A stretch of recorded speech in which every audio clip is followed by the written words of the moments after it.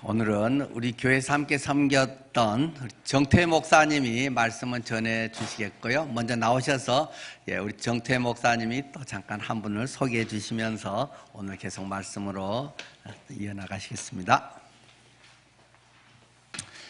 여러분 보고 싶었습니다.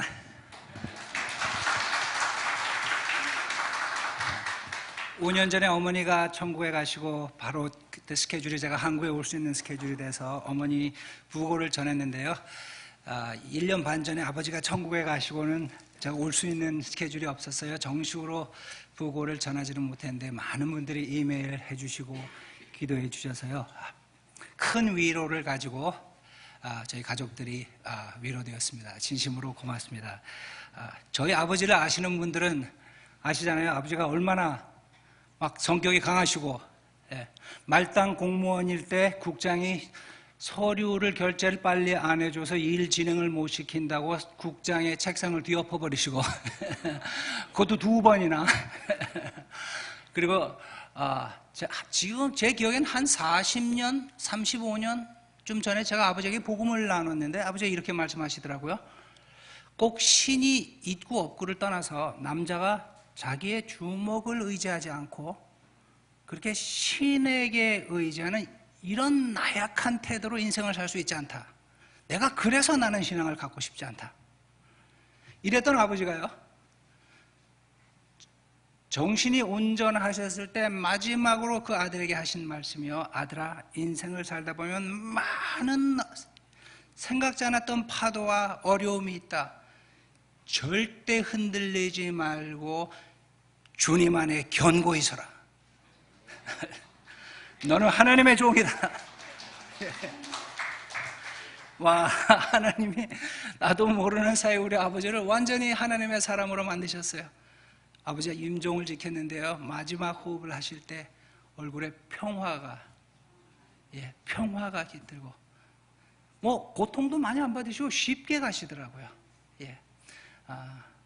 침상에서 크고 작은 대화를 나누면서 우리 교회 너무너무 그리워하시고 김용원 목사님, 김혜윤 목사님, 사모님들, 집사님들, 권사님들 너무너무 보고 싶어 하시고 천국에 계신 아버지를 대신해서 기도해 주신 여러분, 사랑해 주신 여러분 다 감사합니다. 제가 오늘 일부 예배를 드리면서 깜짝 놀랐습니다. 모르는 사람이 기타를 치면서 찬양하길래 우리 목사님에게 목사님 새로운 음악 전도사입니까? 그랬더니 제 아들 영훈인데요. 영훈이가 저렇게 거세요? 몇 살이에요? 30. 내가 쟤보다 2살 어릴 때 우리 교회를 왔어. 세월이 많이 흘렀습니다. 제가 저의 좋은 친구를 하나 소개하고 그리고 말씀 전하겠습니다. 조근흥 목사인데요. 20여 년 전에 우리가 미국 텍사스에서 만나서 함께 사역했고 저 사람은 텍사스를 떠나서 밴쿠버로 갔고요. 저도 텍사스에서 몇 년 있다가 시애틀로 이사를 갔습니다. 밴쿠버와 시애틀은 자동차로 3시간 사이입니다. 서로 오가면서 또 같이 사역을 하고 그 이후에 조근흥 목사는 한국에 왔고요. 저는 계속 미국에 있는데 제가 전 세계 어디에 가서 집회를 해도 상당한 규모의 집회를 하면 꼭 조 목사가 날아와서 저와 팀이 돼서 음악을 맡아줬던 하나님의 사람입니다. 오늘 말씀 듣기 전에 찬양 하나 듣고 말씀 듣겠습니다.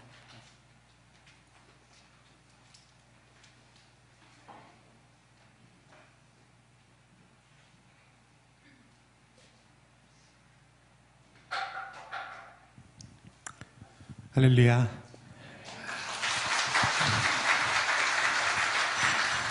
제가 존경하는 우리 정태 목사님 목요일에 또 와서 함께 찬양 드릴 수 있어서 너무 감사드리고 이 곡 가운데에 우리의 찬양을 받으실 하나님 앞에 모든 것이 하나님의 은혜입니다. 이 고백으로 찬양을 올리겠습니다.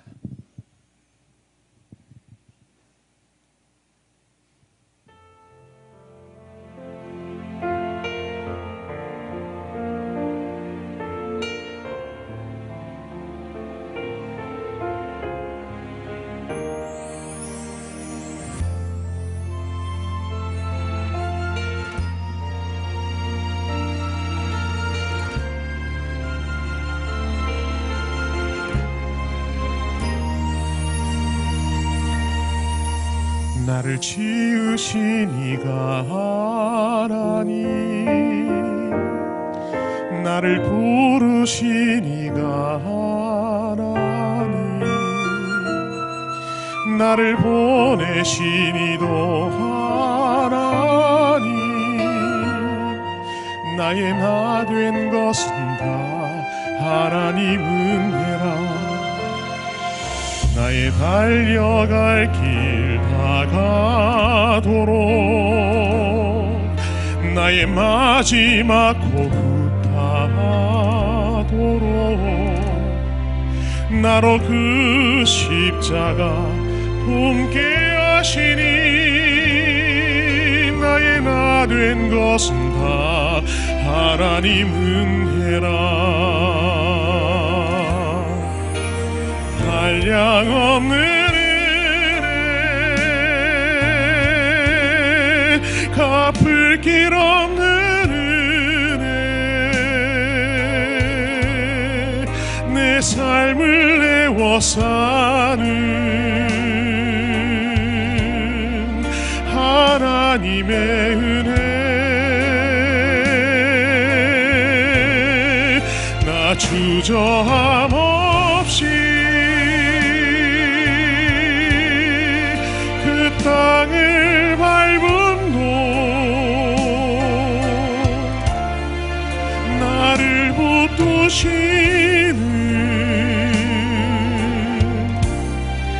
하나님의 은혜.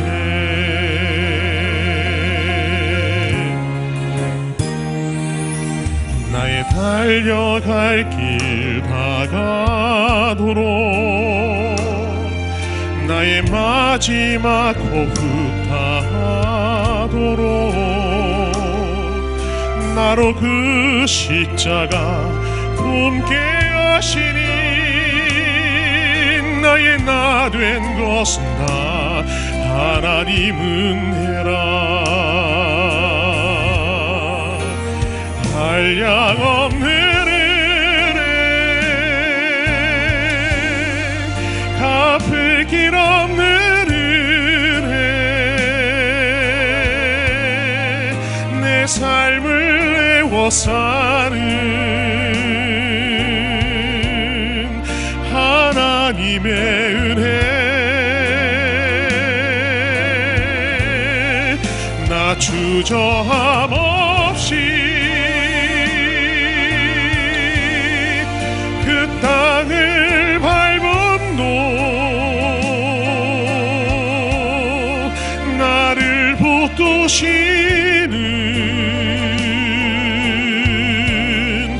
하나님의 은혜.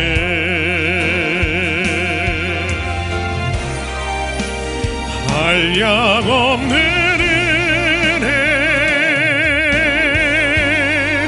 갚을 길 없는 은혜, 내 삶을 해워 사는 하나님의 은혜. 나 주저함 없이 그 땅을 밟음도, 나를 붙드시는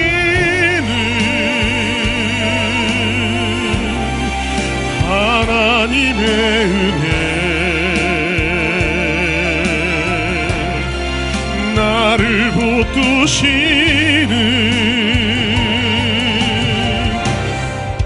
하나님의 은혜.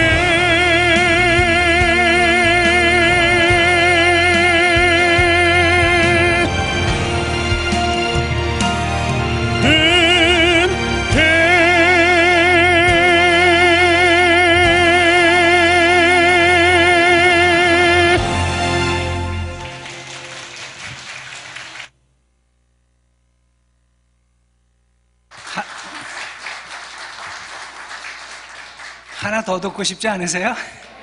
이거 반응이 너무 했는데? 네? 저는 이 찬양 사역자를 아주 싫어합니다.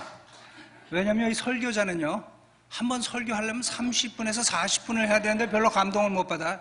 이 사람들은 3분만 하는데 막 울어, 사람들이. 우리 설교자는요, 똑같은 설교 2번 하면 돌이 날라오거든요.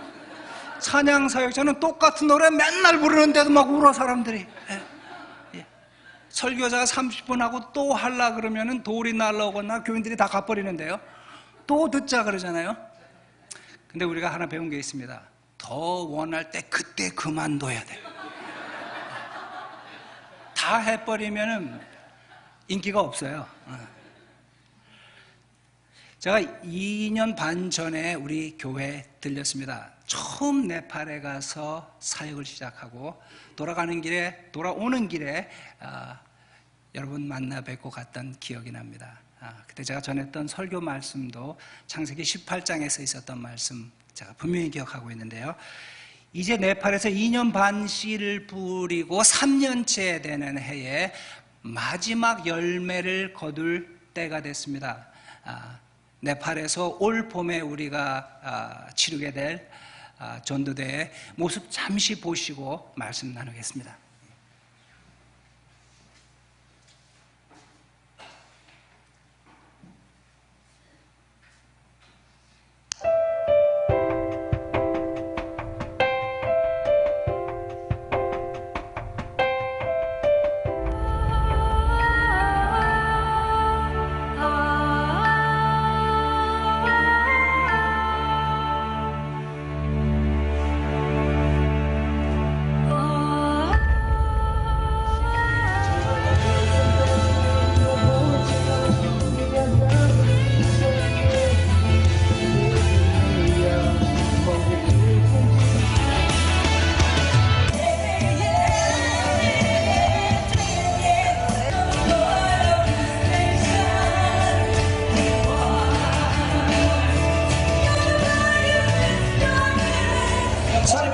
For God so loved the world that he gave his only begotten Son, for whosoever believes in him shall not perish but have everlasting life.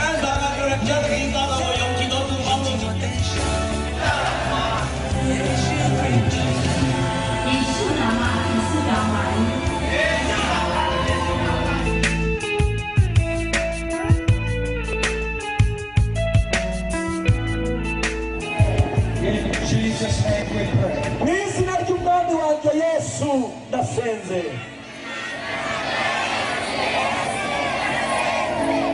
Haleluya. Bose tuvuge ngo amina. Abari muri stade mukomere Imana amashyi cyane.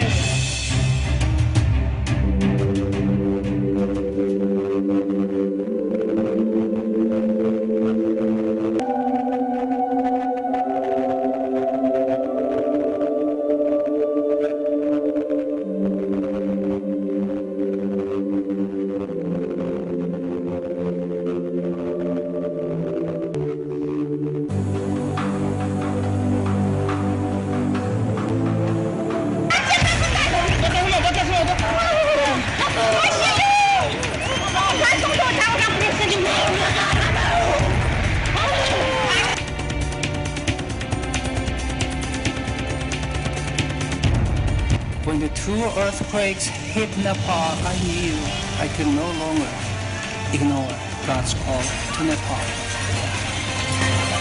Carry your candle, run through the darkness, seek out the hopeless, confused and torn.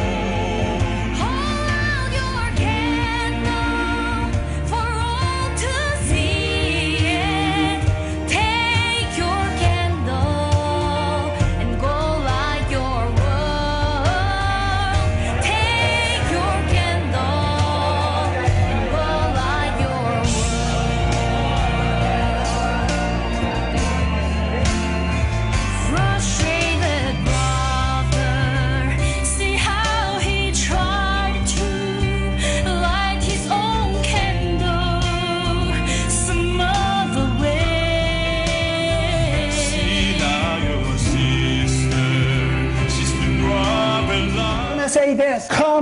to believe in Jesus, so you have to make up your mind. You will have to abandon all the 33 million gods and come to grab hold of Jesus. Jesus save people, not by 1 or 2, not by 10 or 100. We will save people by thousands and tens of thousands. After 2 years of training, we will have produced so many disciplers, so many Bible teachers, so many equippers who will follow up on every new decisions one by one, connected to local churches. They will not be left there alone as an orphan, but a trained discipler will become friends with that person and help them grow in Christ Jesus our Lord. Until this person becomes a responsible church member, so he will not only receive from the church, but he will give what he has to the church and for the church and for the kingdom of God. So 5 years later, 10 years later, we will have produced many young men, young women who will be very successful Christian men in the area of business, politics, science, scholarship, all over the arenas of life. 20 years later, Nepal will have become a leading nation in East Asia. And people say, what happened to this country? What was the cause of this transformation? Believing historians and even unbelieving historians will say, yeah, back in 2018, there was Kathmandu Crusade Festival, and more transformation took place in this nation. It's a picture of 20 years later. Can you see that now?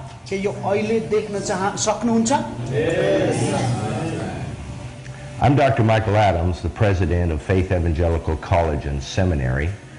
I'd like to take the next few moments just to introduce you to a dear friend of mine, someone that I've known for the last 11 years. His name is Dr. David Chung. He served at Faith Evangelical College and Seminary as a professor of Old Testament. But even as he was teaching in the academic realm, I could tell that he had a strong yearning, a desire to preach and teach to the nations. He has a heart for missions. David Chung deserves all the support you can provide. He has a vital ministry. He's a man of intense character and passion for the gospel. Dr. David Chung was not called to success or comfort, but to obedience. And for that, he deserves your undivided support. Bless him as you can in this new venture. May God bless you richly.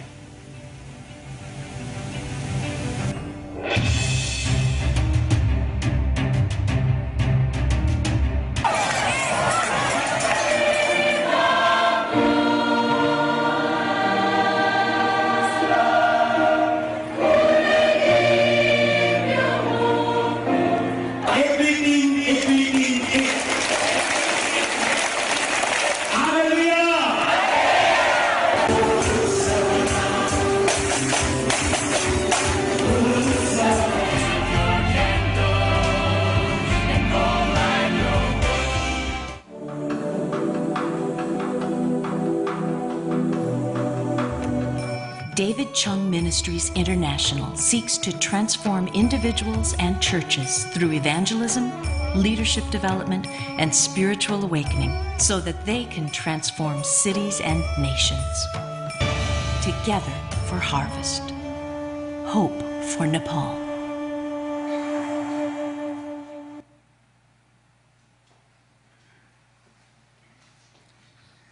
우리가 네팔에서 벌린 캠페인을 Hope for Nepal, 네팔의 소망을, 이런 제목을 잡았습니다. 그렇게 한 데는 이유가 있습니다. 제가 2년 반 전에 처음 네팔에 갔을 때 제가 침례교 목사라서 그런지요, 네팔에서 가장 큰 침례교회에서 저를 초청했습니다. 말씀을 나눴는데요.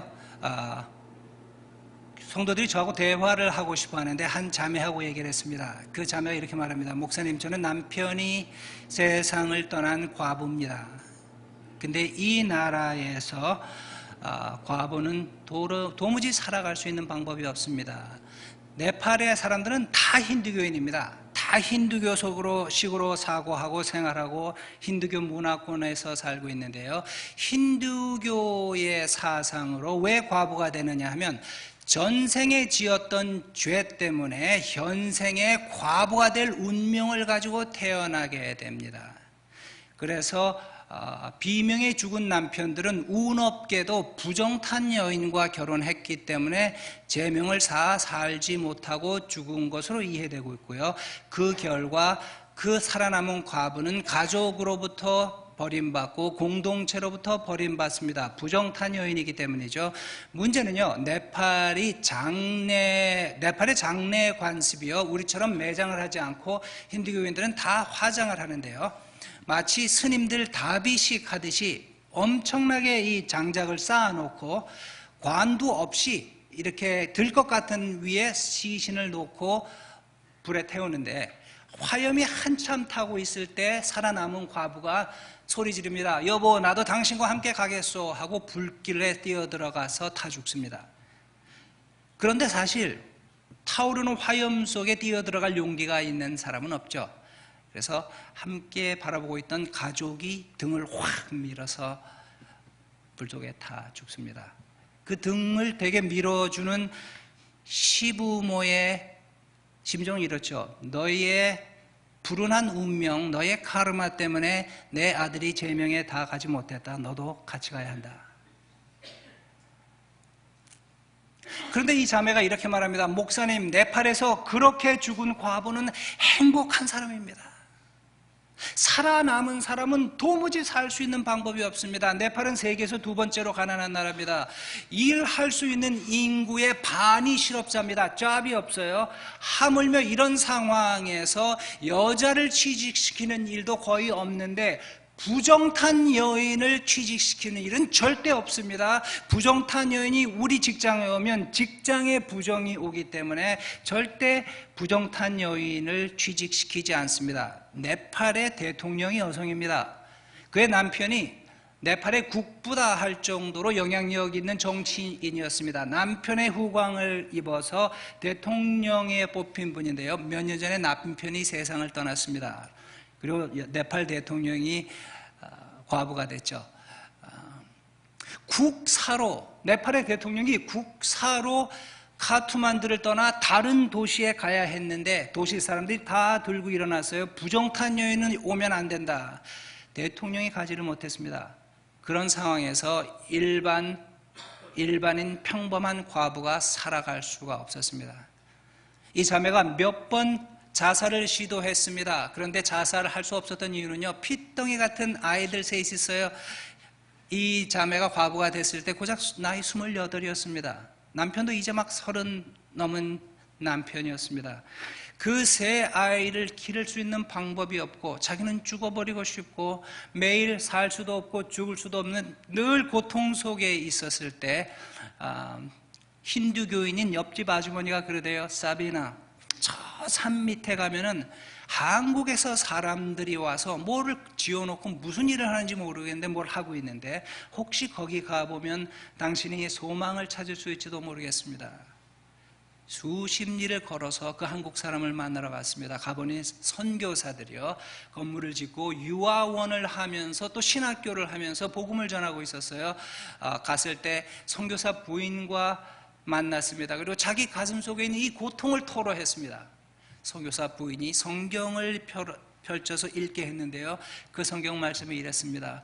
수고하고 무거운 짐진 자들아 다 내게로 오라. 내가 너희를 쉬게 하리라. 이 자매가 엉엉 울었습니다. 힌두교 경전을 수없이 읽었지만 힌두교 경전은 그런 내용은 없어요. 전생의 카르마 때문에 현생에 이렇게 태어났고 현생에 이 전생의 카르마를 상쇄하려면 완벽한 삶을 살아야 되는데 인간은 그 누구도 완벽한 삶을 살 수 없기 때문에 내 생은 더 비참해질 수밖에 없는 거죠. 이런 식으로 200만 번 다시 태어나면은 사람이 되는데 200만 번 사람이 되기 바로 전 단계에 태어나는 것이 개입니다. 그래서요, 네팔 시는요 개들이 점령하고 있습니다. 얼마나 개를 잘 대해주는지 몰라요. 다음번에 사람이 될,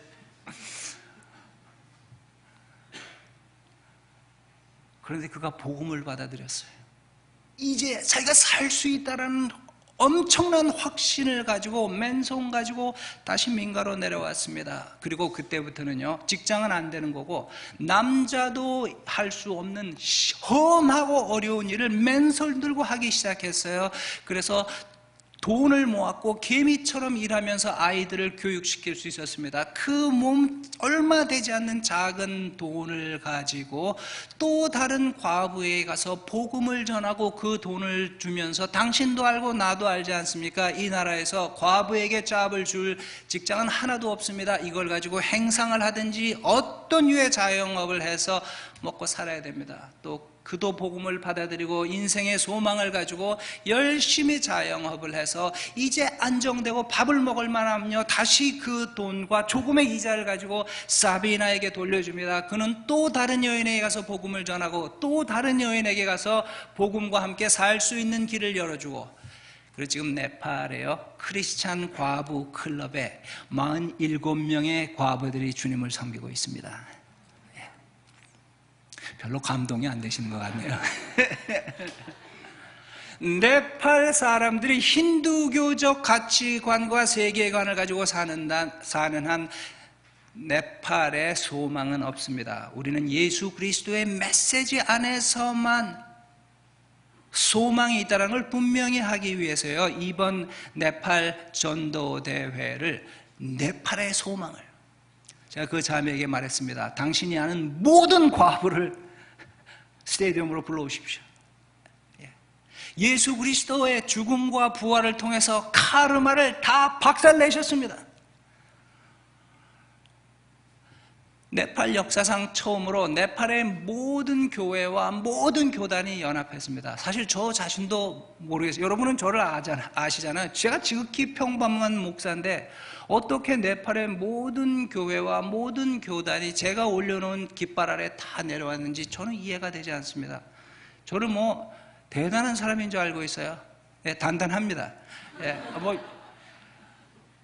모든 교회와 교단이 연합돼서요, 이번에 이 나라를 복음으로 바꿔버리자라는 결단을 하고 있습니다. 제가 빌리 그레엄 목사님에게 훈련을 받으면서 이것을 배웠습니다. 어떻게 복음 전도 대회를 성공이냐 실패냐 어떤 근거로 측정할 것이냐. 빌리 그레엄 목사님이 이렇게 말씀하시더라고요. 몇 명이 집회에 왔느냐 그것으로 측정하지 않습니다. 몇 명이 예수님을 영접했느냐 그것으로도 측정하지 않습니다. 복음 전도대회 성공과 실패는 이렇게 측정합니다. 전도대회가 끝나고 10년 뒤, 5년 뒤, 10년 뒤, 20년 뒤 그 전도대회 결과로 그 사회가 어떻게 변화되었는가, 그것을 가지고 전도대회 실패와 성공을 측정합니다. 다시 말해서요, 일회적인 전도대회 가지고는 변화할 게 하나도 없고요. 우리는 이 대회를 하기 이전에 제가 그동안 2년 반 동안 다니면서 모든 목사님들에게 도전했고 모든 목사님들을 훈련해놨고 그분들을 통해서 전도하고 양육할 수 있는 사람들을 계속 훈련하고 있는데요, 전도대회 하기 전주까지 지금 계획대로 나가면 5만 6천 명의 전도인과 양육할 수 있는 제자 훈련자를 만들어 놓습니다. 그리고 이번 전도대에 3만 명의 영혼을 구원하고 그들을 5년 내지 10년 집중적으로 각 교회에 흡수시켜서 예수님의 제자로 철저하게 만든 다음에 그들이 네팔의 모든 사회, 정치, 경제, 사회, 문화 전 사회의 영역에 들어가서 빛과 소금으로 살아갈 때 네팔은 더 이상 힌두교 국가가 아니라 예수 그리스도의 나라가 됩니다. 이런 기대와 이런 꿈을 가지고 이 대회를 3년간 2년 반 준비했는데요. 그래서 이 대회의 날짜를 올 11월 말로 날짜를 잡고 네팔 교회 지도자들과 함께 기도하면서 준비하고 기다리고 있었는데 상상치도 않은 일이 생겼습니다. 지난 작년 7월 달에 네팔에 총선이 있었는데 총선에서 극우파 공산당 힌두교도들이 정권을 잡았습니다. 그리고 그들이 정권을 잡자마자 8월 네팔 국회에서 전도 금지법이라는 법안을 만들어 통과시켰고 그것을 대통령에게 옮겼는데 웬일인지 2달간 대통령이 사인을 하지 않았습니다. 그런데 정치적인 프레셔가 너무나 컸는지요. 지난 10월 말 드디어 전도 금지법에 사인했습니다. 제가 2년 반 동안 뿌린 씨가 수포로 돌아가는 줄 알았습니다. 근데 아직 너무 놀라지 마십시오. 아직 놀라지 마십시오. 작년 11월에 네팔에 가서 변호사를 만났습니다. 변호사가 얘기를 해주는데요. 이 법이 10월 달에 대통령이 사인함으로 공식화됐지만 이 법의 실효는 올해 8월 15일 이후부터입니다. 그래서 네팔의 지도자들이 급하게 날짜를 바꿨습니다. 11월에는 할 수 없으니까 3월 말에 하십시다. 아멘. 예. 아멘 하신 분은 근데 좀 조심하셔야 됩니다. 왜냐면요, 12월 말에 하면요, 제가 1년의 시간이 남아있기 때문에 이 대회에 필요한 경비 10만 불이에요. 쉽게 계산하면 1억 원을 만들 수 있습니다. 제가 늘 그런 걸 해왔기 때문에 저 1년 시간 있으면 저 1억 만들 수 있습니다. 그런데 이게 3월로 당겨졌네요. 저 3월 2달 반 남았는데 저 1억 못 만듭니다. 그래서 맨날 요사의 기도가 이렇습니다. 하나님, 저 돈 좀 주십시오. 하나님은 돈이 없어 본 적이 없으니까 제 심정 모를 겁니다. 막 이러가면서요. 예. 맨날 돈만 있으셨죠? 막 이러가면서요. 맨날 그 기도를 하다 보니까 하나님이 이런 마음을 주시는 것 같아요. 개인에게 호소해가지고는 이게 1억을 만들 수가 없다. 3개월밖에 안 되는데. 그래서 기도의 제목을 바꿨어요. 하나님, 미국에 개인이 1,000불을 내놓기는 어렵겠지만 교회가 1,000불을 내는 것은 마음이 있다면 할 수 있지 않습니까? 1,000불의 헌금으로 이 사역에 동참할 수 있는 교회 100개를 보내주십시오.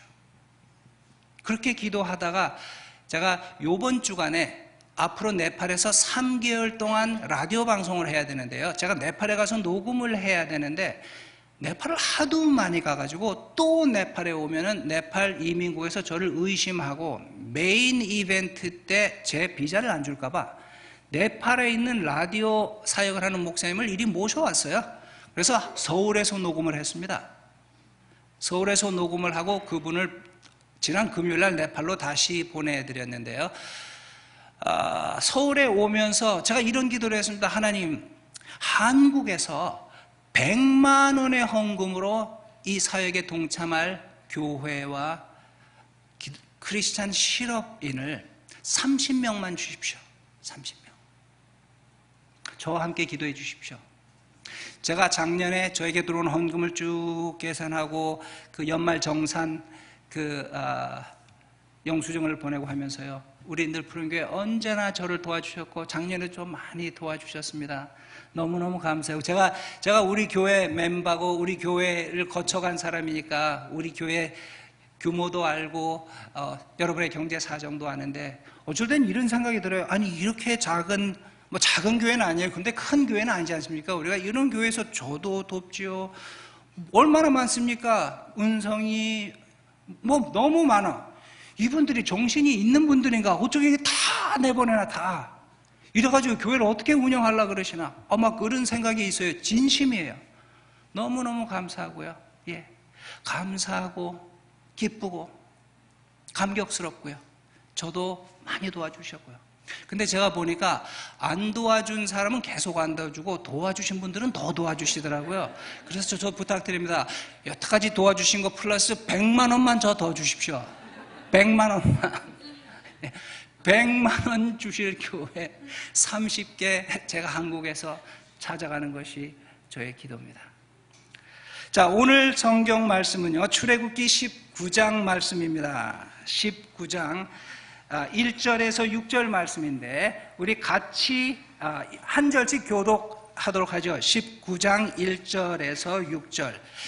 자, 이 출애굽기 19장 말씀을 읽기 전에 출애굽기 19장의 배경을 말씀드릴게요. 출애굽기 내용은 이스라엘 백성들을 모세 인도하에 어떻게 애굽의 노예살이에서 인도하고 약속의 땅으로 가게 되었는가, 그 스토리가 나와 있죠. 출애굽기 14장에 요단강이 갈라집니다. 그리고 이스라엘 백성들이 19장에는요 시내산에서 이제 하나님을 만나는 장면입니다. 19장 1절 제가 읽습니다. 이스라엘 자손이 애굽 땅을 떠난 지 3개월이 되던 날 그들이 시내 광야에 이르니라.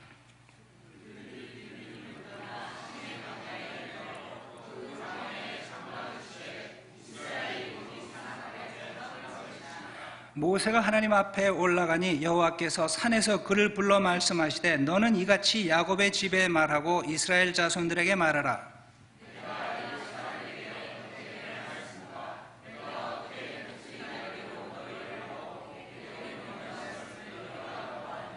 세계가 다 내게 속하였나니 너희가 내 말을 잘 듣고 내 언약을 지키면 너희는 모든 민족 중에서 내 소유가 되겠고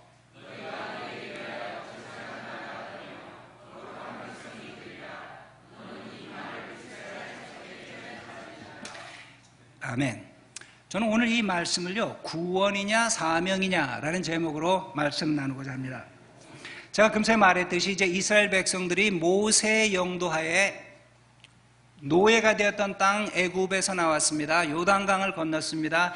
약속의 땅에 가기 이전에 이제 시내산에 다 모였습니다. 여기서 하나님을 만나는 장면이에요. 이스라엘 백성들이 처음으로 하나님을 대면하는 장면입니다.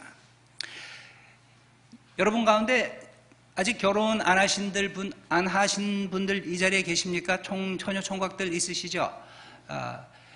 한국에서는 결혼하려면 최소한 한 두어 가지 방법이 있어요. 연애를 하든지 중매를 하든지.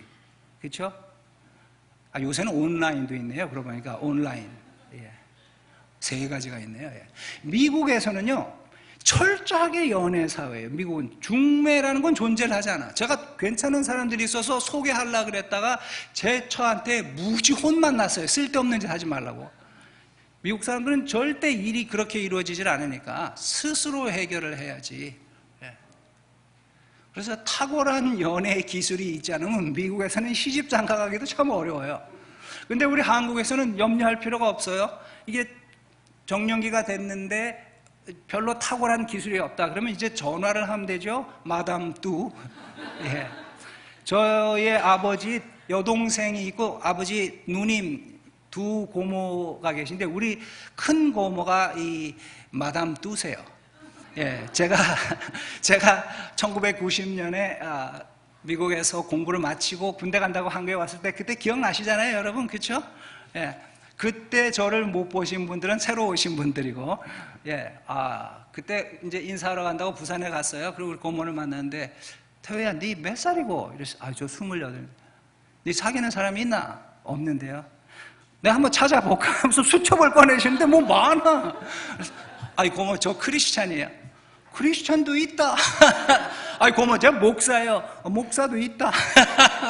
와 우리 고모는 부처 믿는 것도 아니고 무슨 뭐 무당도 아니고 상당히 이상한 걸 하고 계시는 분인데 뭐 리스트가 많더라고요. 예. 마담 뚜. 오늘 이 성경 말씀이요 모세가 하나님 앞에서 마담 뚜 역할을 하고 있습니다. 하나님이 이름도 존재도 없는 이스라엘 백성하고 사랑에 빠지셨어요. 그럼 모세를 시내산에 불러가지고 모세야 내가 너희 백성들을 애굽에서 어떻게 행하였음과 어떻게 독수리 날개로 그들을 업어 내게로 인도하였다는 것을 너희가 보지 않았느냐. 그 다음 5절 말씀이 아주 재밌는 말씀인데 이래요. 세계가 다 내게 속하였나니 너희는 내 말을 잘 듣고 내 언약을 지키면 너희는 모든 민족 중에서 내 소유가 되겠고 너희가 내게 대하여 제사장 나라가 되며 거룩한 백성이 되리라. 너는 이 말을 이 이스라엘 자손에게 전할지니라. 제가 이 말을 이해하기 쉬운 말로 번역해 드리겠습니다. 이렇게 말하는 거예요. 모세야 이스라엘 백성들에게 이 말을 전해라. 내가 이스라엘 백성들에게 사랑에 빠졌어. 근데 말이야 이 세상의 모든 여자가 내 여자다. 그러잖아요. 우리가 이 연애할 땐 이래야 되잖아요. 당신만을 사랑합니다. 이래야 되는데 마담 뚜한테 이럽니다. 내가 모든 여자를 사랑하거든요. 그런데 내가 저 여자하고 결혼을 해서 저 여자를 통해서 모든 여자하고 살고 싶어요. 야, 이 뚜는 이럴 때 어떻게 해야 되나 이거. 예. 가서 나하고 결혼할 수 있도록 혼사를 좀 성립시켜 주십시오. 내려왔습니다. 모세가 내려와서 이스라엘 백성들에게 하나님의 뜻을 전했는데 여기 계속 읽어보시면요, 이스라엘 백성들이 결혼하겠습니다, 결혼하겠습니다 난리가 나요. 그래서 그러면 날짜를 정하고 옷을 빨고 선결하게 하고 그 얘기가 계속 나고 드디어 정한 날짜에 이스라엘 백성들은 시내산을 향하여 올라가고 하나님은 시내산에서 내려오는데 너무 강렬하게 신의 역사가 있으니까 이스라엘 백성이 감당을 못해요. 그래서 우리는 내려가 있고 거리를 두고 결혼식을 거행합니다. 자, 보십시오. 여러분들 가운데 혹시 박사 논문 써보신 적 있습니까? 쓸데없는 얘기를 하는 것 같네요. 박사 논문을 쓰려면 이렇습니다. 어떤 학문을 연구해도 마찬가지입니다. 내가 쓰고자 하는 논문을 그 이전에 누군가 연구한 논문이면 논문을 쓸 자격조차 주지 않습니다. 아무도 연구하지 않은 논문이어야 됩니다. 근데 신학의 역사는 몇 천 년입니까? 뭐 2000년쯤 되는데 신학 박사 받았다 그러면 연구 안 돼 있는 필드가 있나요? 제가 박사 학위를 받기, 논문을 쓰기 위해서 논문 제목을 찾는데 2년 반이 걸렸습니다. 아무도 연구하지 않은 것을 찾아야 되기 때문에. 근데 행여라도 다른 사람이 연구한 것으로 동일한 토픽으로 제가 논문을 쓴다면요, 내용이 그 사람의 주장을 완전히 박살내고 그 사람이 보지 못했던 새로운 눈을 제시해 주지 않으면 논문을 쓸 자격을 주지 않습니다. 남이 연구해 놓은 것 또 한 번 쓰는 게 학문의 발전에 무슨 도움이 되느냐? 그래서 PhD 논문은 그런 걸 쓰도록 해주질 않죠. 다시 말해서요, 눈을 제시해 줄 수 없으면은 박사 논문감이 아닙니다. 눈이 이렇게 중요합니다. 여러분, 선글라스를 끼면 세상이 어떻게 보이죠? 너무 심오한 질문하고 있나요? 답을 못 하시네. 선글라스 색깔에 따라 다 다르다고요? 예, 되게 검은색이죠. 그렇죠? 보세요.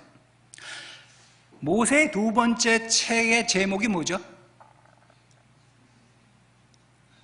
제가 순간적으로 한국 사람을 상대하고 있다는 것을 잊어버렸습니다. 한국 사람은 교수가 다 강의를 해야지 질문을 하고 대화를 하는 게 안 되더라고요. 미국 학생들은요, 교수가 다 답을 해버리면 되게 시시한 교수로 생각해요. 미국 학생들은 말을 해야 돼, 자기들이. 그냥 불이 튀어. 예. 근데 한국 학생들에게 질문을 하면 교수만 쑥쑥해져. 두 번째 책이, 모세가 썼던 두 번째 책이 출애굽기죠. 출애굽기, 그럼 제목 자체가 보여주지 않습니까? 출애굽기의 가장 중요한 신학적인 중심은 뭘까요? 말 한번 해주세요. 제가 한국에서 신학교 다닐 때 우리 교수님 중에서 이런 교수님이 계셨어요. 학생들에게 질문을 하고 답을 안 하면 이러세요. 얘기하세요. 틀리면 좀 어때요? 틀려봤자 망신밖에 더 당하겠어요. 예, 출애굽기의 중심적인 사상은 뭐겠습니까? 탈출, 그렇죠? 탈출, 구원의 사역, 구원의 역사, 애굽을 나오는 그 사역, 그 위대한 구원. 그 이후부터 출애굽기를 해석하는 모든 설교는 출애굽기, 탈출. 그래서 예수님이 십자가의 사건은 출애굽기, 이 구원의 사역입니다. 이렇게 외쳤는데요, 우리가 알다시피 구약 성경은 히브리어로 적혀 있습니다. 히브리어에 나와 있는 출애굽기의 제목은요, 출애굽기가 아닙니다. 이름들은 이러하니라. 다시 말해서 출애굽기는 구원 사건이 출애굽기의 신학적 주제라고 전혀 히브리어 성경에는 말하고 있지 않습니다. 이름들이 이러하니라. 그런데 기원전 2세기 유태인들이 전 세계 퍼져나가 살면서 자꾸 히브리어를 잊어버리고 히브리어를 할 줄을 몰라요. 그들이 성경을 읽게 하기 위해서 헬라어로 구약 성경이 번역됐는데 그 번역판을 70인역이라 그래요. 셉투아진트라고 하는데 그때 성경을 번역했으면 그저 히브리 헬라어를 잘 아는 정도일까요? 아니면 신학자일까요? 신학자겠죠. 신학적인 지식이 있는 사람이겠죠. 성경을 볼 눈이 있는 사람이에요. 무식한 사람은 아니에요. 그가 딱 번역을 해보고 제목을 달았는데 이 두 번째 책의 가장 중요한 스토리는 이거다. 구원사건이다 해서 그 제목을 출애굽기라고 적는 바람에 지금으로부터 2200년 전에 출애굽기를 보는 눈이 딱 만들어져서 기독교가 2200년 동안 다른 진리를 보지 못하고 이것만 보고 있습니다. 구원사건, 구원사건, 구원사건. 철학도 마찬가지고 신학도 마찬가지고 사이언스도 마찬가지입니다. 학문에서 가장 중요한 것은 라직입니다. 논리입니다. 만일 출애굽기 14장에 나와 있는 구원사건, 요단강이 갈라지고 이스라엘 백성들이 요단강에서 나온 이것이 출애굽기 신학의 가장 중요한 신학이라면요, 왜 하나님이 그 이후에 19장에서 이스라엘 백성에게 자신을 드러내셨을까요? 라지칼리 논리적으로 말하자면 이겁니다. 구원도 시켰겠다. 심심한데 이 사람들이 어떻게 지내나 한번 보고 오자. 이것이 논리에게는 너무나 빈약하지 않습니까?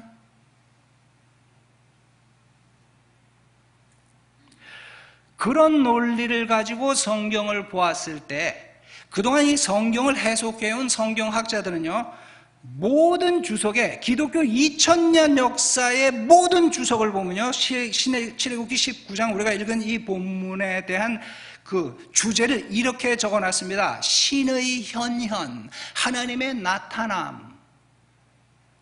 그런데 학문을 하려면요, 어떤 팩트를 아는 것이 중요한 게 아니라 좋은 질문, 이런 질문을 해야 돼요. Why? 왜 이것이 있는가? 우리 한국 교육의 특징은 Why? 이런 거 물어보면 선생님한테 혼나요. 그냥 외워. 명랑해전이 몇 년도에 있었느냐? 외워. 한국 교육은 뜻을 풀어나가지 않고 외우는 쪽으로. 제가 국민학교, 요새는 초등학교라 그러죠. 초등학교 때 유치부? 아니, 유년부 교회 주일학교를 제가 3개월 다니다가 화딱지가 나서 제가 중퇴했습니다. 그 화딱지 난 이유가 있습니다. 이 반사 선생님이 예배 마치고 이제 분반 공부를 하잖아요. 그리고 꼭 분반 공부를 하고 상을 줘. 뭐 질문을 마치면 캔디를 주는데 틀리면은 뭐 이류시민 다루듯이 다뤄요. 근데 이렇게 생각하는 질문, why? 의미가 무엇인가? 이러면 제가 다 답을 했을 건데 그냥 팩트를 다 알아야 돼. 근데 이분이 이러는 거예요. 예수님이 여리고에 들어오셨는데 세리장이었던 누구죠? 이제 이름도 생각이 안 나네. 누구죠? 올라간 사람. 삭개오가 나무 위에 올라갔습니다. 그래서 저는 이제 긴장을 가지고 듣는 거예요. 과연 어떤 일이. 질문, 삭개오가 나무 위에 올라가서 예수님을 바라보고 있는데 질문, 그 나무의 수목이 무엇이냐? 정답, 뽕나무.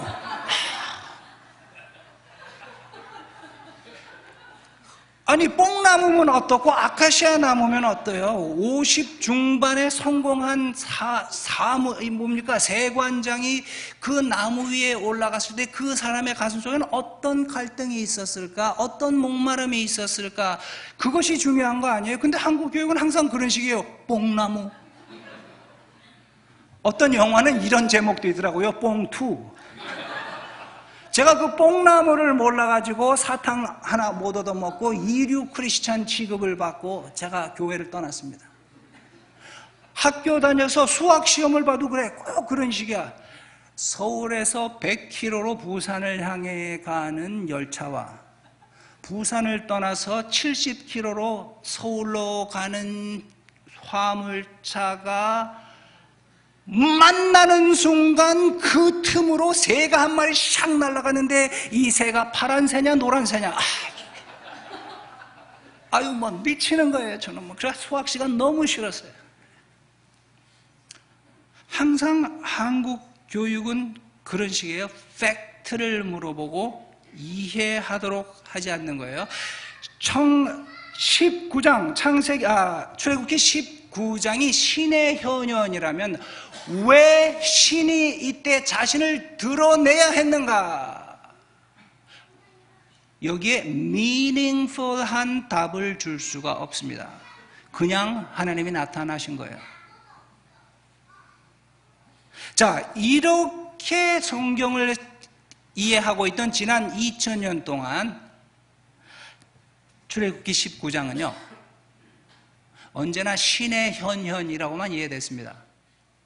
그런데 불과 14~15년 전에 영국에서 엄청난 논문이 나왔는데요, 지난 2000년 동안 출애굽기를 제대로 보고 있지 못했던 기독교계에 출애굽기의 메시지를 바로 볼 수 있는 엄청난 논문이 나와가지고 세계 신학계에 새로운 눈을 제시하고 정말 성경을 성경답게 볼 수 있는 논문이 나왔는데 그 논문을 쓴 사람이 한국 학생이에요. 감동스럽지 않습니까? 이분은 또 희한한 분이에요. 우리는 논문을 쓰다가 이게 안 풀리면은 계속 도서관에서 책을 막 읽는데 이분 금식 기도를 시작하셨대.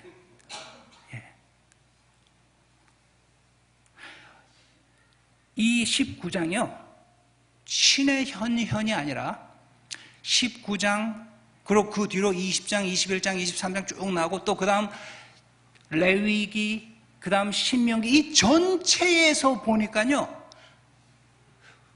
고대 중근동 사람들이 신과 혹은 자기보다 강한 사람과 만나서 계약을 체결하는 언약을 체결하는 그 모습이 그대로 나와 있습니다. 신이 그냥 모습을 드러낸 게 아니라 이스라엘과 언약을 맺고 결혼식을 하는 이 모습이 쫙 나와 있는데 이것이 19장에 다 나와 있지 않고 뒷부분 모세오경 나머지 부분 전체로 나누어져 있었기 때문에 그동안 2000년 동안 학자들이 그걸 볼 눈이 없었어요. 그런데 큰 눈으로 그것을 보면서 그 사건을 찾아내고 새롭게 이 구절을 제대로 해석을 하는데 보십시오. 우리가 구원이 모든 것이라면은요 죄로부터의 구원 이유는 무엇이냐? 천국. 이것이 메시지에 답니다. 그런데 19장에 하나님과 언약이 초점이 오면요 이런 해석을 할 수 있습니다. 무엇을 위한 구원이냐? 홍해수를 가르고 이스라엘을 구원한 것이 목적이 아니라 여기서 하나님을 만나 하나님과 계약을 체결하고 언약을 체결하고 하나님의 백성이 되기 위해서 하나님이 이스라엘 백성들을 구원시키셨습니다. 구원 그 자체가 목적이 아니고 이 계약 또 이 계약에 따른 미션이 주어지는 것 이것이 목적입니다. 다시 말해서 예수 천당이라는 메시지는요 참 정확한 복음이 아닙니다. 왜냐하면 하나님은요 우리를 천당에 가도록 부르신 것이 아니라 이 땅에서 주님의 뜻을 이루며 살라고 구원하신 것입니다. 그리고 그 삶이 마치고 천당에 가는 것은 지극히 당연하게 주어진 것입니다. 만일 죽어서 천국에 가는 것이 지고한 크리스찬의 소명이라면요 왜 예수님을 영접하는 순간 바로 심장마비로 불러가지 않으실까요? 살면 죄를 더 짓는데. 우리 침례교인은요 세례받는 사람들보다 훨씬 갈 수 있는 확률이 많아. 그 물속에 첨벙 들어가가지고 올라올 때 막 젖어있죠. 온 데가 젖어있죠. 물이 줄줄 흘러요. 그때 아슬아슬하게 침례탕에 징계를 받고 걸고 오라가다가 쫙 미끄러져서 뇌진탕으로 한번 때려주면 바로 천국에 가서 주님을 만나고 더 이상 죄 짓지 않아도 되는데 그렇게 천국에 가신 분은 기독교 2000년 역사상 한 분도 안 계셔.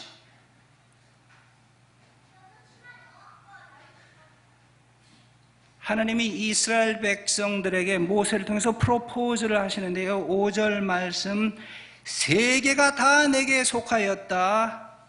모든 여자들이 다 내게 속하였다. 너희가 내 말을 잘 듣고 내 언약을 지키면 너희는 모든 민족 중에서 내 소유가 될 것이야. 그러나 이렇게 많은 여자들이 있지만 특별히 이스라엘 너라는 여성은 나의 소유가 될 것이야. 그리고 내게 대하여 제사장 나라가 될 것이며 거룩한 백성이 될 것이야.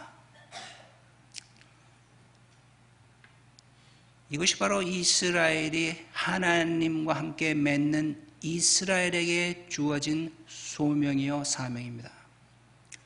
제사장 나라가 된다는 게 뭔지 아세요? 다 저를 보고 계시는데 우리 조근흥 목사님만 저를 안 보는 것 같아요. 안 본 사람은 좀 이리 한번 나와 주셔야 될 것 같아요.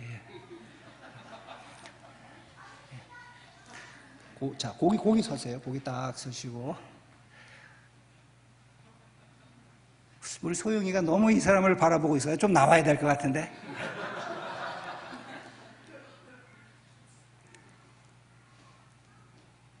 요리. 자, 여기 이 사람이 세상에 더러운 모든 죄를 지은 하나님의 백성이지만 하나님을 떠난 죄인입니다. 하나님 좀 떠나주십시오. 네, 고기. 여기 거룩한 하나님입니다.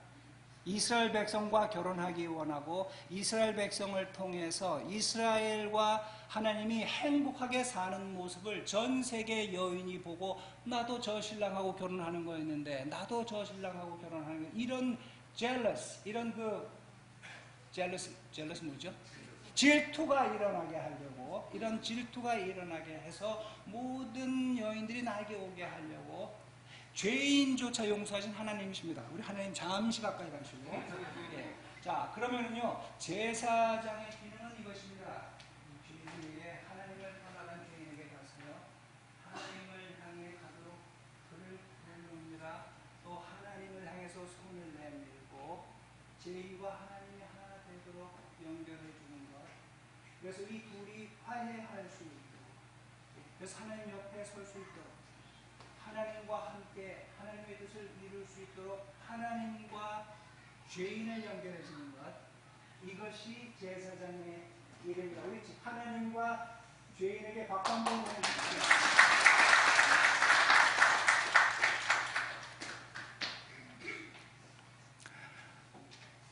하나님이 이스라엘 백성을 구원하신 거는요, 이 적어도 출애굽기만 가지고 본다면요, 출애굽기 14장의 내용이 출애굽기의 주요 신학이 아닙니다. 출애굽기의 가장 중요한 신학은 19장에 나와 있습니다.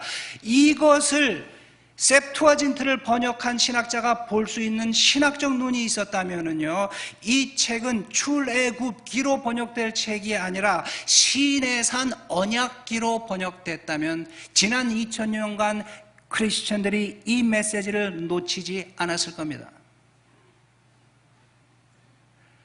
구원 받으셨습니까? 잘 하셨습니다. 저는 여러분들이 구원 받았는지 아무런 관심이 없습니다. 사명을 다하고 계십니까?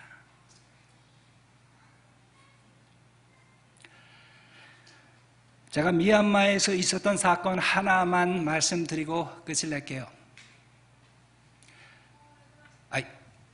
오늘 1시 반에 모임이 있죠, 목사님? 그렇죠. 지금 12시 반인데 미얀마에서 있었던 걸 생략을 해야 끝이, 마저 할까요? 한 김에? 그러다 또 후회하실 일이 생기네. 너무 길어진다고. 예. 하기사 뭐 이번에 하고 또 몇 년간 못 오니까 저것도 괜찮습니다. 예. 미얀마에서 있었던 일을 말씀드릴게요. 제가 한 번은 그 미얀마의 수도 양곤에서 3시간 정도 비행기를 타고 가는 따한이라는 도시에서 목회자 세미나를 한 적이 있었는데요. 그 세미나는 저의 선교회에서 주관한 세미나가 아니고 다른 선교회에서 주관했고 저는 강사로 가서 강의만 하면 됐어요. 그렇기 때문에 그 세미나 비용을 제가 만들 필요가 없었습니다. 아주 마음이 좀 쉬운 세미나였죠. 저의 여비만 만들면 됐는데 미얀마가 세계에서 가장 가난한 나라 중에 하나예요. 2주간 있었는데 뭐 500불이면 충분하리려니. 한 50만 원 정도. 500불을 제가 저 사역계좌에서 찾아놨습니다. 그래서 제가 떠나려고 하는데 시애틀에 있는 한 교회에서 목사님, 우리가 미얀마의 복음 전도자 한 사람을 후원하고 있습니다. 그분을 돕기 위해서 500불을 보내는데 목사님이 좀 전해 주십시오. 그래서 500불 또 받았습니다. 제가 쓸 500불은 호주머니 안주머니에 넣어놓고 그 후원금 500불은 제 가방 안에 넣어놨습니다. 제 아내가 저를 보고 그래요. 아무리 못 사는 나라지만 500불 가지고 되겠느냐? 돈 좀 더 가져가야 되는 거 아니야? 그래서 그랬습니다. 이 가난한 나라에 500불이면 충분하니까 신경 쓰지 말라고 얘기했습니다. 저를 공항에 데려주면서 그래요. 그 500불 가져가는 거 맞느냐고, 봉투에 있는 500불 맞냐고, 맞다고. 혹시나 해서 그냥 비상금으로 100불을 더 넣었다는 거예요. 그래서 마음에 아유 할렐루야, 이건 100% 빙땅이다. 이거는 100%. 이거 뭐 500불도 너무 많은데 아유 이거는 뭐 쥐두새도 모르게 이거는 내 개인 자금이다 생각하고 갔습니다. 양곤 공항에 내려서 그 오신 복음 전도자에게 500불 드리고요. 바로 공항에 옆에 있는 호텔에 가서 자고, 전 하룻밤만 자고 그 다음날 비행기로 나와서 다음 도시로 가면 되는데요. 하룻밤 자는데 심장이 덜컥 내려앉았어요. 미얀마 양곤에서 하룻밤 자는데 100불이었습니다. 그런데 미얀마의 이 컴퓨터 시스템과 여러 가지 경제 시스템이 세계적인 수준에 있지를 못하기 때문에 미얀마 국내선 비행기표를 미국에서 제가 살 수가 없고 미얀마 목사님들이 사주셨어요. 제가 내려서 돈을 드려야 되는데 국내선 비행기가 300불. 아니 그럼 500불 가져갔는데 100불, 300불 계산이 되시는 분들만 앉아 계신 것 같아 다. 이제는 제 아내가 준 100불, 이게 어딨나, 이제. 그 100불을 찾아서, 가방을 열고, 오만 지퍼를 다 열어보고, 호주머니 다. 이게 한 30분을 찾았는데, 느낌이 3개월 동안 돈 찾은 것 같아. 없는 거예요. 그런데 갑자기 불길한 생각이 드는데, 혹시 그 500불에 거기 들어간 거 아니에요? 야, 이건 물어볼 데도 없고, 방법이 없는데, 너무 깝깝하니까 저한테 이메일이라도 한번 보내보려고 컴퓨터를 딱 열어서 이메일을 키는 순간 뭐가 뿅 들어와요. 딱 열어봤더니 500불 받아간 그 복음 전도자가 미국에 후원해준 교회에게 메일을 보냈는데 저도 받아보도록 전달을 해놨는데 일어났습니다. 목사님, 데이빗 목사님을 통해서 500불을 보내주신 거 받았습니다. 감사합니다. 500불이라 그러더니 600불이 들어있네요. 혹시 그 100불은 엑스트라 블레싱입니까? 이건 완전 엑스트라 사고였거든요. 네, 이제 큰일 난 거예요. 아니, 세계에서 가장 가난하고 맨날 불교도들에게 얻어맞으면서 교회에 어쩔 때는 불까지 지르고 이렇게 고통당하면서 예수 전하는 복음 전도자에게 어찌 내 돈 100불을 어떻게 찾아오려? 근데 이게 찾아오지 않으면 저는 2주를 잊을 수가 없어요.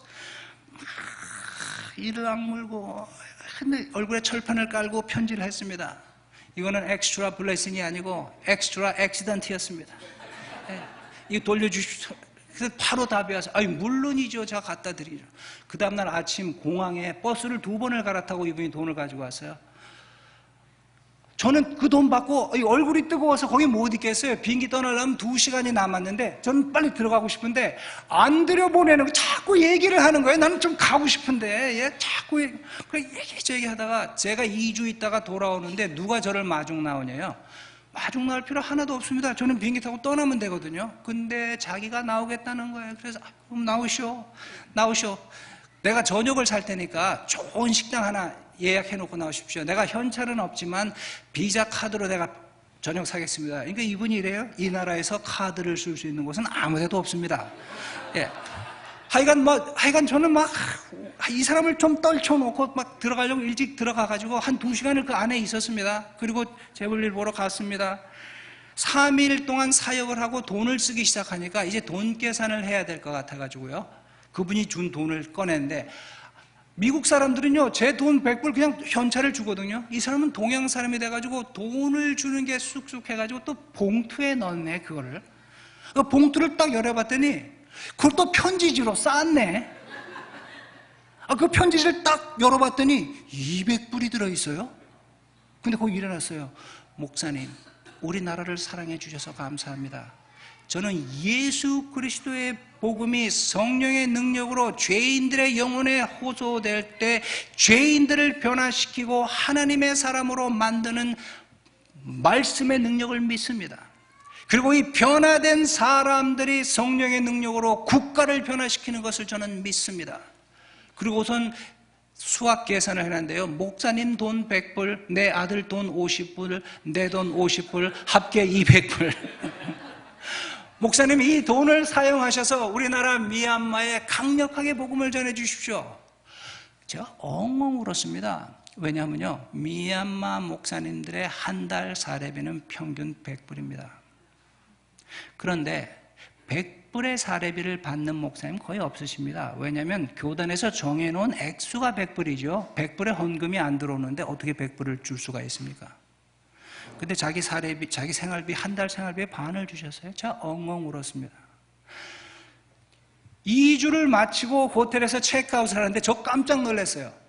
제 아내가, 제가 500불 가져가서 남은 돈 100불, 아내가 준 돈 100불, 이 목사님이 준 돈 100불, 300불 남았는데 호텔비가 정확하게 300불 딱 나오는 거예요. 야, 근데 이제 그래도 살았죠. 이제는 나가니까, 이제 비행기 타고 오기만 하면 되니까 이 돈이 필요가 없는데 미얀마 목사님들이 거기서 이래요. 목사님 현찰이 있습니까? 없습니다. 이 나라에서 현찰 없이 다니면 큰일 납니다. 현찰 가져가야 돼. 아니, 난 비행기 타고 갔는데 그래도 현찰이 있어야 된다고 막 그러면서 그 가난한 목사님들이 200불을 저를 주시는 거예요. 200불. 여러분, 저를 멀리 하십시오. 저를 가까이 하면 여러분 호주머니에 있는 돈이 제 호주머니로 오는 수가 있습니다. 예. 200불을 막 주시는데 정말 저는 그 200불 필요 없어요. 이분을 무한하지 않게 하려고 100불만 받고 이거 놔두십시오 하고 100불 가져왔는데 정말 100불 쓸 일 전혀 없었어요. 무한하지 않게 하려고 100불을 받아가지고 비행기 한 3시간 타고 와서 양곤에 내렸더니 이 목사님과 그 아들이 저를 기다리고 있었습니다. 중국집에 가서 우리 3사람이 잘 먹었습니다. 그런데 70불이 나왔어요. 예, 70불어치 먹고 30불 남았습니다. 저는 그 30불 망고에 쓸 일이 없는 돈이에요. 드리고 오고 싶었는데, 드리고 오면요, 100불 당신이 준 거 내가 썼고 70불 줬고 남은 거 당신 도로 가져라, 이런 거 같아가지고 제가 그냥 그 돈을 안 드리고 내가 다음에 올 때 한 10배는 내가 갚아드리리라 하는 마음으로 왔는데, 미국에 도착해서 얼마나 피곤해요. 그 다음날 아무것도 못하고 비몽사몽간에 지냈고요. 또 그 다음날 학교 출근해서 일도 하는데 정신이 하나도 없어요. 피곤하니까요. 그래서 지냈고, 그 다음날쯤이라고 생각하는데 이메일이 하나 왔어요. 열어보니까요, 그 목사님의 아들이 이메일을 했는데 이렇게 했습니다. 데이빗 목사님, 오늘 새벽 3시에 저희 아버지가 운명하셨습니다. 아니, 50대 중반의 건장한 미얀마 사람이에요. 이게 무슨 일이야? 저희 아버지가 천식이 있습니다. 그래서 어제 밤 12시부터 기침을 시작했는데 늘 그러다가 낫기 때문에 이번에도 괜찮으려니 하고 신경을 안 썼는데 새벽 3시까지 너무 천식이 심해가지고 이건 아니다 싶어서 택시를 잡아 병원으로 옮겼는데 택시 안에서 마지막 호흡을 하셨습니다. 제 아내의 직업은 약사입니다. 제 아내가 그 얘기를 듣더니 이렇게 말하더라고요. 미국에서는요, 이 천식 환자들이 요런 작은 호흡기를 호주머니 넣고 다니다가 기도가 막힐 때 쭉 빨면은 호흡기가 넓어지는 그 천식 환자 호흡기를 가지고 다니는데 미국 돈으로 30불입니다. 이 미얀마 목사님은요, 거금 30불을 들여서 자신의 생명을 담보할 수 있는 그런 재정적인 여유가 없었습니다.